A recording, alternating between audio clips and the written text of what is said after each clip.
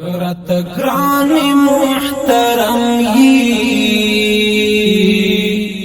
زړه تیر متر هر چای دا د کندهار ښار په اومه ناحیه اتم ګذر کې د درو کوڅو د کانکریټ کولو پروژه ده چې نن ورځ رسما د کندهار ښاروالي د تخنیکي او سکتوري رئیس مولوي نورالباقي خادم لخوا د پټي په پرې کولو سره افتتاح شوه.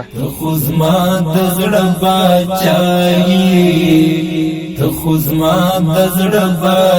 دغه کوڅې چې تقریبا 912 متره اوږدوالی لري د 4 میاشتو په موده کې به رغنیزې چارې بشپړې شي.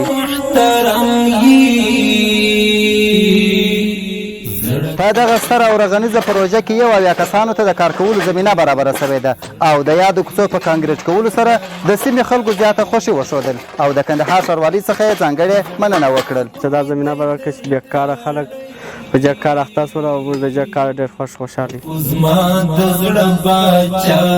ښاروالي څخه ډېر خوشحاله یو چې موږ ته د پښې راپخې کړل او د بېکاره خلک یې په کار سره اخته کړل.